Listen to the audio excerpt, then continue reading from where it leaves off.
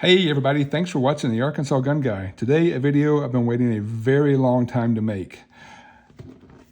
I've been waiting a very long time because I haven't owned this firearm until just now. This is the Sig Sauer M11-A1. Some of you may also call it the Sig Sauer P229.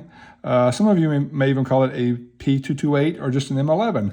I'll talk about the confusing naming conventions at the end, but for right now, I just want to take a close look at this awesome firearm that, again, I've been waiting for quite a while to get my hands on. The reason I've been waiting is it is a miniature version, the little brother of my favorite firearm, the Sig P226. I won't do a full comparison here, but you can see that this is a miniaturized version of the full-size 226. Same styling cues up front with the dust cover here, same controls, same look, different shape trigger guard, but in general, the carry version of the 226. Wanted this forever. I just found a price on this threaded barrel version that was too good to pass up.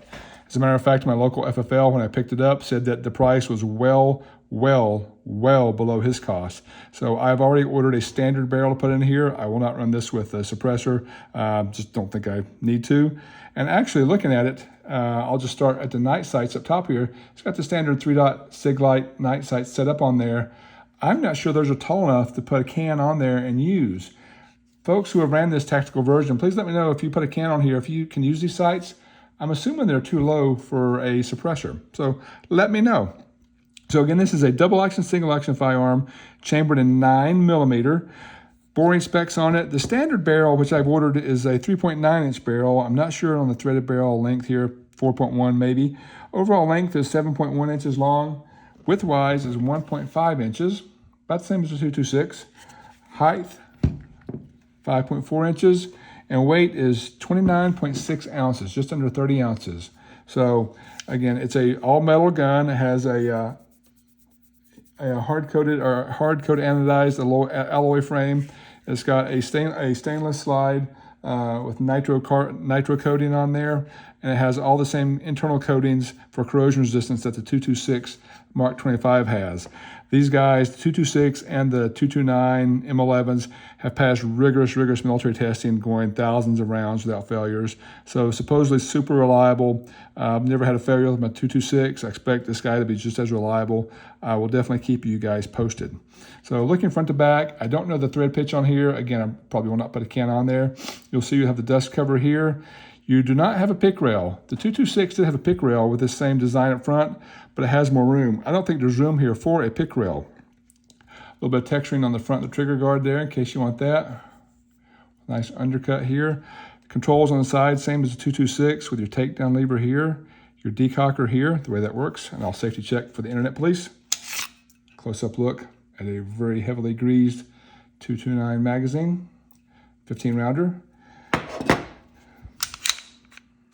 So gun's clear, but again, when the firearm is cocked, you can just run your thumb here and decock it like that, and you're back in double action mode. Mag release here, decocker there, and the slide stop, slide catch right here. We have rear cocking serrations, nothing up front to keep this look kind of clean. Very much a right-hander's gun because on this side, there is nothing. Left-hander like me has got nothing to do over here except not get your thumb caught on the slide stop, which I've kind of gotten used to. It was nice. So those are all the controls on this guy. The one thing I haven't checked out yet is this trigger. It's called the SRT short reset trigger. I've just fallen in love with the Beretta Langdon trigger system, so I'm anxious to see how this guy compares. So let's take a look. Again, this is double action, single action. And the double action pull, small bit of take up there. Oh, big old heavy pull. That's got to be north of 10 pounds. That's a big heavy pull, which functions as your safety, which is fine. But let's look at the short reset trigger. Reset the gun and, oh, whoa, wait, hang on. That can't be right. Try this again, hang on. Oh, wow, that is a very short reset. Holy cow. And you're instantly at the wall, no take up. Let's try this again. I'll put my finger a bit back. So reset is there. That is fantastic. That feels as good as my Langdon in single action, and you're instantly at the wall. That's incredible. Holy cow. I mean, it's right here. Let me take a look at the 226. Again, this is a trigger that I like. I've learned to shoot well. Safety check here for the 226. You're clear. So again, it's got I think a lighter double action pull, But the single action, let's look at the reset here. A little bit longer, a bit longer. Yep, there it goes. And then a little bit of take up, and you're at the wall. Look at that again. So longer reset there with take up, and there you go. Now compare that again to this 229 with a short reset trigger. Reset here. That's nothing. That's like millimeters, if that. And you're instantly at the wall. No take up. I am in love with this trigger already. So I've loved the gun. Now I am hard in love with the trigger. So can't wait to get this guy to the range, see how he shoots. I'll definitely report back. I'll take a quick look inside and tell you what I know about the 229 versus the 228 versus the M11. Take this threaded barrel cover off here. To take down all Sig 226 models and 229 models, or 200 series models, lock the slide back, rotate the takedown lever down like this, release the slide, and push forward. That's all you got to do. Inside here, again, this came directly like this from the factory. I've not done anything to it yet, so heavily greased in there, you can see. It will not look like this for long. I'll get lots of rounds to this guy soon, I believe. So let's look at the internals. Here's your guide rod, which is not captured. And I do believe these paint markings on the spring have to do with the spring weight. The barrel in here.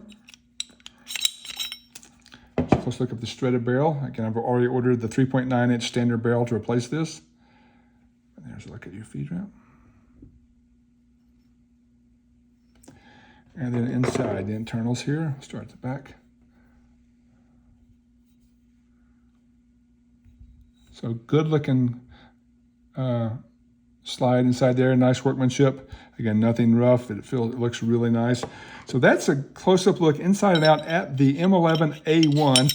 This is a gun that has been around since the early 90s. Here's the history that I know. Again, internet people, please correct me if I'm wrong. I know you're not shy about that. But the 228 was originally invented or introduced in 1990 as a miniature version of the 226, the carry version of the 226. It was chambered in 9mm. The 228 was introduced in 1990, chambered in 9mm. The military version of that, which was used by various agencies throughout all of government, was called the M11. So you had the 228 and the M11. The very next year, again, that was 1990 when the 228 was introduced in 9mm.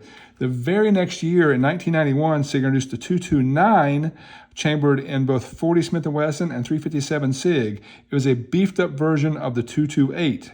So you had the 228, which was a 9mm, the military version of that, which was the M11, and then there's a 229, which was chambered in 40 and 357 Sig.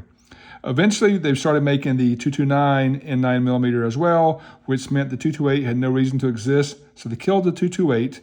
And I don't believe there was ever a 229 version of the M11 until a few years back. They reintroduced the 229 as an M11-A1. To confuse things, Sig used to put 228 on the grip module here versus 229 and call it an M11-A1. Now they pretty much call it a 229 M11-A1. If you look on the website, it's under the 229 section.